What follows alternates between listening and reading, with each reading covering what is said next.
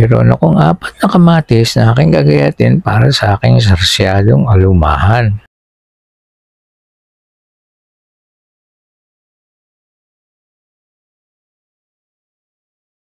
Tapos ay aking isusunod ang sibuyas. Siyempre, hindi rin po mawawala ang bawang.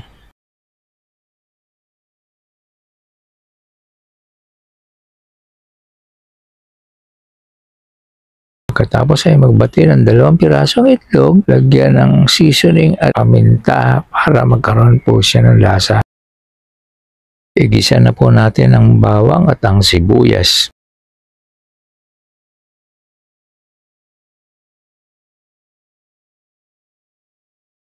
Lagyan ng 1 pirasong fish cube para po sumarap ang kanyang lasa. Pagkatapos ay maglagay ng 2 cups na tubig para maging sabaw niya. Pagkatapos ay haluin at ilagay po ang kanyang kamatis. Ay, dapat iginisa ko pala ito. Nakakalimutan ko. Takpan hanggang sa kumulo po ang sabaw. Ayan, kumukulo na. Tapos lagyan po ng 1 kutsarang patis. At isunod na din po ang binating itlog.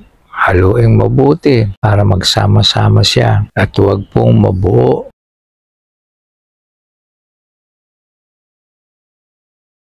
Ngayon ay ihulog na po ang isdang alumahan sa sarsa.